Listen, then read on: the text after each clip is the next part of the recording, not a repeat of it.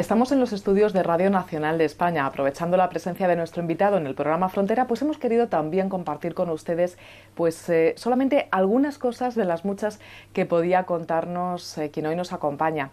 Es el padre Manuel Guerra, que es doctor en teología y en filosofía, es consultor del Secretariado de Relaciones Interconfesionales de la Conferencia Episcopal Española y es, seguro que muchos de ustedes le conocen, un gran experto en el tema de las sectas y de la masonería.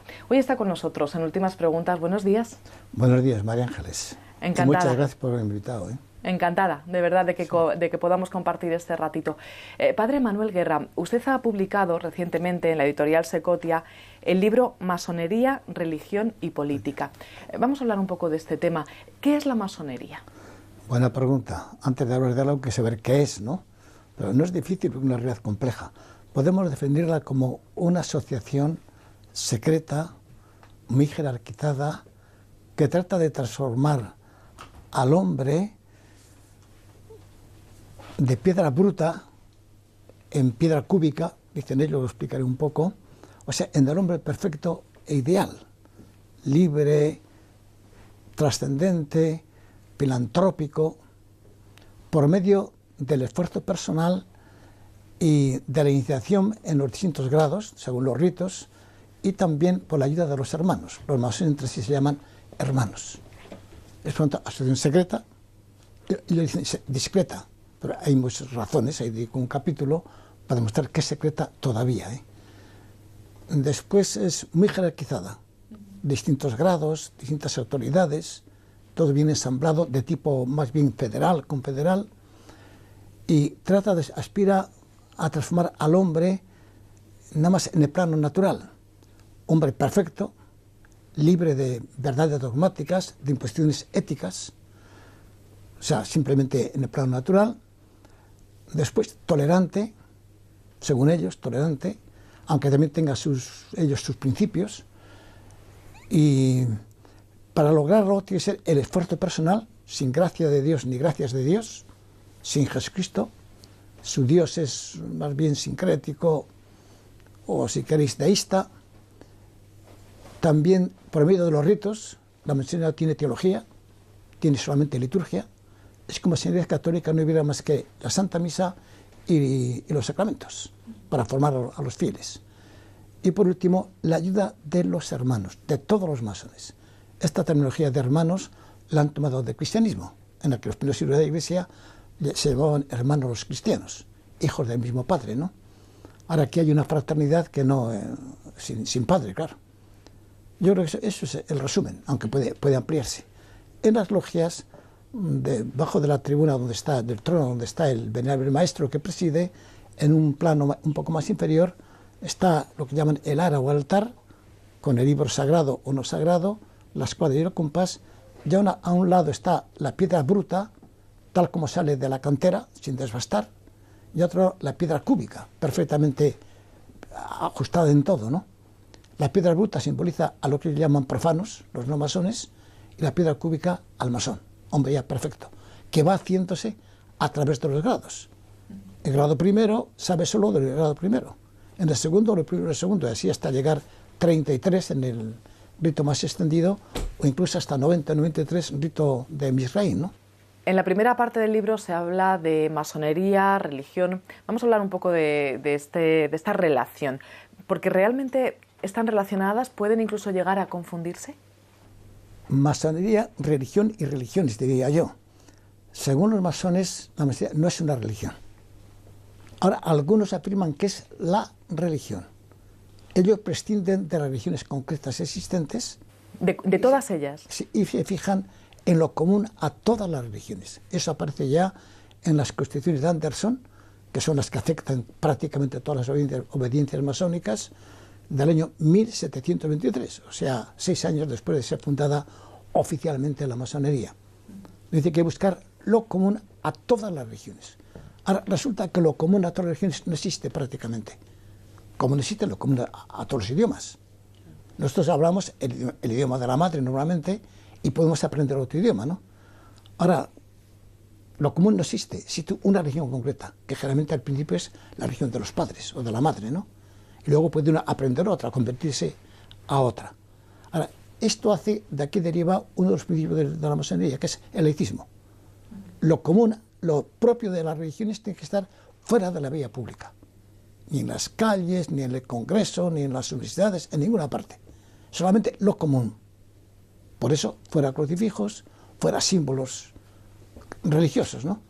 Si habéis visitado la ONU, allí está la sala de la meditación, después le llamaron sala del silencio, donde el que entra va allí a orar, así con Dios en general, o también simplemente a reflexionar.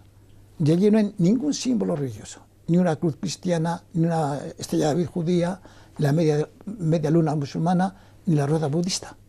Y solamente en el centro hay una especie de altar, podríamos decir la piedra cúbica, y es el templo de allí, ¿no? Es donde se casó Kofi Annan cuando era secretario de Estado con una rubia sueca. Hablaba usted de laicismo, de retirada de crucifijos, de símbolos religiosos. Claro, todas estas cuestiones están reguladas o pueden estar reguladas por leyes civiles. Aquí ya abordamos la otra parte que usted trata en el libro, la relación entre masonería y política.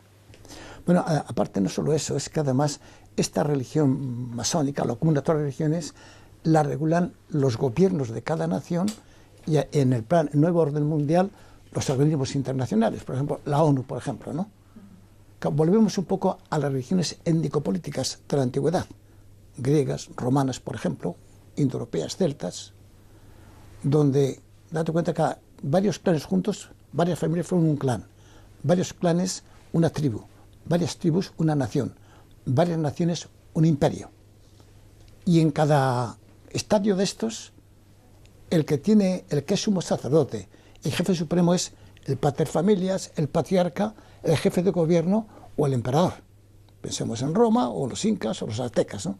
Ahora, como estamos a nivel global, tiene que haber, según estos principios, tiene que haber un solo gobierno mundial, una sola moneda, un solo idioma, una sola religión, que es esta, o una sola ética, para que no haya un caos. Sin código de circulación y sin señales de tráfico sería el caos en las ciudades, ¿no? Pues también a este nivel tiene que haber también algo común ético, ¿no? Y ahora en el Parlamento que hubo de las religiones, en el año 1993, después del 5º aniversario del descubrimiento de América, se partió del amar al prójimo como a uno mismo. Eso me parece bien, ¿no? Ya que eso es precristiano, eso es propio de todas las religiones. Y también de las constituciones masónicas de Anderson. Ahora, después, ¿cómo se concreta eso? Claro, la verdad es que es volver a nacionalizar, volver a las religiones nacionales de la antigüedad, este enfoque. ¿Está muy extendida la masonería? Está muy extendida, está en todas las partes prácticamente, en todas partes, aunque últimamente las iniciaciones al primer grado han descendido considerablemente. La gente ahora no quiere comprometerse, y menos para siempre, claro. Ese motivo han descendido, pero en el libro pongo los descensos que ha habido, es un descenso considerable, pero aún tiene mucho influjo. Están prácticamente en todos los gobiernos y en la ONU, claro, evidentemente, ¿no? Y en la UNESCO. Todas las personas por naturaleza tenemos una dimensión espiritual, una dimensión religiosa. Por lo que usted nos ha estado contando, padre Manuel Guerra, ¿se trata con la masonería o la masonería trata de eludir esta parte, esta dimensión espiritual del hombre? Hasta cierto punto sí, ya que si prescindimos de un Dios personal, el Dios impersonal, pues es un Dios que no exige cuentas, ¿no? Con lo cual me dijo yo en Dios. Yo soy el que digo, esto está bien, esto está mal, ¿no? Que en el fondo es lo que está haciendo ayer. Lo que se hizo ayer, por ejemplo, el Tribunal Constitucional fue eso. Esto es así, esto es asado. Ahora, el hombre es religioso por naturaleza. El gran historiador rumano, Mircea Eliade, dice que el sentido religioso no es un estadio de la evolución humana, sino algo connatural a la estructura del ser racional. Solamente el ser racional puede ser religioso. Las plantas y los animales no son religiosos. Más aún, yo estoy de acuerdo con el gran novelista ruso Dostoyevsky, que en el adolescente afirma: el hombre tiene necesidad de arrodillarse ante algo o ante alguien. Si no se arrodilla ante Dios, lo hará ante un ídolo de oro, de plata o simplemente imaginario. Esos son idólatras no ateos. Idólatras es el nombre que les cuadra. Hasta aquí la cita de Dostoyevsky. El gran pecado actual es la idolatría. Es prescindir del Dios y erigirnos un ídolo, que en la Revolución Francesa, como sabes, fue la diosa Razón con mayúscula, que era una participante de la ópera parisina, que quitaron a Notre Dame, Nuestra Señora, de su hornacina y pusieron a la diosa Razón, representada por esta corista de la ópera parisina. Y claro, en lugar de la Padre Santísimo pusieron dos, a la Fraternité y a la Égalité. Después viene el poder, el placer. Todos tenemos algún ídolo, fácilmente. Por eso a mí me llama la atención cuando un hombre de cierta importancia política en un programa de televisión le preguntaron ¿cuál es el mandamiento que más le cuesta cumplir? Dijo, el primero, adorarás a Dios. Porque es tan fácil no adorar a Dios, tener otros ídolos. Y yo creo que acertó, Yo creo que acertó. O sea, si no adoramos a Dios, adoramos a un ídolo. A propósito de esta necesidad espiritual, de esta dimensión espiritual de la que estamos hablando, pues lógicamente las personas buscamos respuesta a esa necesidad. Normalmente lo hacemos en las grandes religiones, en el cristianismo, judaísmo, en el islam, pero también se puede buscar en pseudo religiones, en sectas incluso. El hombre busca siempre. Más aún el masón Lexin, este dramaturgo alemán, dice, si a mí Dios me ofreciera en una mano la verdad, en otro la búsqueda, le diría, la verdad, quédate con ella. A mí dame la búsqueda, pero claro, buscamos y a veces vamos por el desierto toda la vida buscando un oasis que termina siendo un espejismo. Si no vamos al Dios verdadero, y en este caso es Jesucristo para un cristiano, claro, que cada uno tiene que buscar, a ver, razones para creer, la credibilidad, y para fiarse, o sea, para tener fe. Fe es fiarse de alguien, confiar en alguien, ¿no? La fe es confiar en Jesucristo. Cuando falla la fe, ya viene una crisis, viene un poco el purgatorio, ¿no? Pensemos en el matrimonio, dos cónyuges, si uno se desconfía del otro, ya voces, no hay consentimiento, sufrimiento puede terminar en divorcio y en lo que sea, ¿no? Por eso, la búsqueda es importante, siempre se haga con honradez, pero ahí se interfiere después el comportamiento, la conducta, mil circunstancias, ¿no? Antes podemos decir que uno era cristiano casi por necesidad. Era valiente, audaz, el que sea agnóstico o ateo. Ahora es al revés. Ser pagano, ser agnóstico, ser idólatra, pues es lo normal. Es el ambiente, ¿no? En cambio, para ser cristiano, para ser católico, se requiere personalidad. No valen los brontenques, Ahora, buscar es necesario. Incluso cuando uno cree en Jesucristo. Hay que andar más profundamente. Jesucristo tiene la suerte de que, como es Dios, por mucho que ahondes, no llega al final. En cambio, en el amor humano, a veces nos quedamos en las apariencias y al conocerse más con el trato, viene la desilusión. A no ser que uno llegue a la madurez y se entregue más al otro. Hace apenas unos meses el Papa abrió el año de la fe. Se ha debatido, se está hablando mucho sobre nueva evangelización. No sé, en relación con esto que estamos hablando hoy, ¿qué le sugiere a usted? Hombre, estamos pasando esta época que es la nueva orden mundial, que no sé por qué algunos se oponen abiertamente a ello, no lo sé. Incluso uno hizo el atentado de Oklahoma, que a mí me impresionó.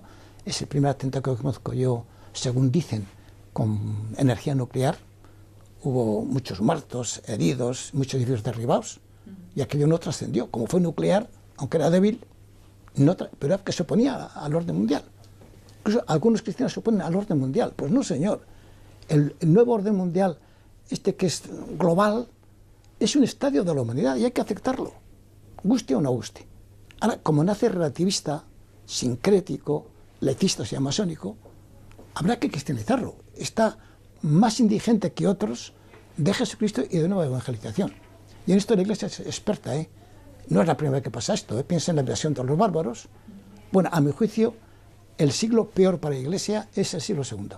Ah, sí.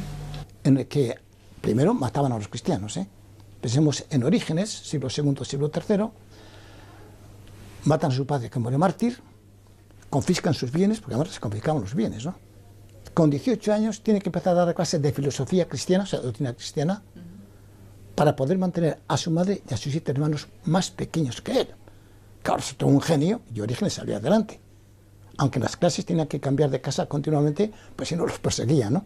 Y había alboroto. Bien, luego, además de esta persecución, vino los gnósticos, así como novedad actual, que afectó a la intelectualidad, a los pensantes. Y luego vino el montanismo, que afectó a la gente sencilla, porque era irracional, era un carismatismo, un sentimentalismo, algo así como no era ahora, como la gnosis, en parte también la masonería, en la rama esotérica sobre todo. Y hubo ciudades, por ejemplo, Tiátira, que prácticamente en pocas semanas dejaron de ser cristianas, se hicieron montanistas. Claro, no conocemos la historia, pero todo se repite. Ah, sí. Entonces los gnósticos decían, somos cristianos, y los sanguinarios decían, hombre, no sois cristianos, os llamáis cristianos porque así perjudicáis más a la iglesia, ¿no? Igual que ahora cuando los masones dicen, yo soy católico. ¿Por qué esto se dice también? Desde la masonería, sí, lo dicen, sí. ¿Algunos de ellos se consideran católicos? Sí, muchos. En España, muchos de ellos, No solo eso, además llegan a veces algo que a mí me hiere sensiblemente. Estuve en México, estuve un verano en la ciudad, en la capital, 22 millones de habitantes, media España, y por la mañana la misión era hablar con profesores de sus universidades sobre masonería, fueran masones o no fueran masones, por la tarde sobre sectas, que estaban en las afueras. Y conocía indirectamente a una persona, una profesora, y tenía los lectores que ella había usado como vería mi maestra, directora de una logia, ¿no? Iba a que me informara de la masonería, y me llevé el gran chasco que me negó que fuera masona. Más o me digo, pregunte en la parroquia y verá cómo voy a misa los domingos y comulgo. Para mi sensibilidad eucarística fue como un trayazo. O sea, que se instrumentaliza la Eucaristía, la Santa Misa, para políticamente aparentar como algo que no es.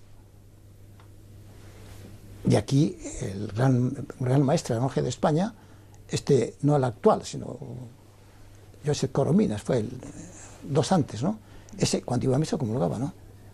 A pesar de que el Santo Oficio, como no es Santo Oficio, la Sagrada Congregación por Doctrina de la Fe, en el año 1983, dio una nota diciendo: los principios de la masonería siempre han sido inconciliables con la doctrina cristiana. Si un fiel, si un católico es masón, está en estado de pecado grave y no puede recibir la Sagrada Comunión. Eso está bien claro. Fue promulgado por el entonces gran prefecto, que fue Ratzinger, actual Papa, con la aprobación de Juan Pablo II. Padre Manuel Guerra, qué pena no poder seguir hablando de este y de muchos más temas. Nos daría para una larga conversación, pero el tiempo se nos acaba. Le agradezco muchísimo el tiempo que nos ha dedicado. De todas formas, recordamos a nuestros espectadores que si lo desean, pues pueden ampliar toda esta información en este libro Masonería, Religión y Política, de la editorial Secotia. Muchísimas gracias. Gracias a ti, María Ángeles, y a todos vosotros.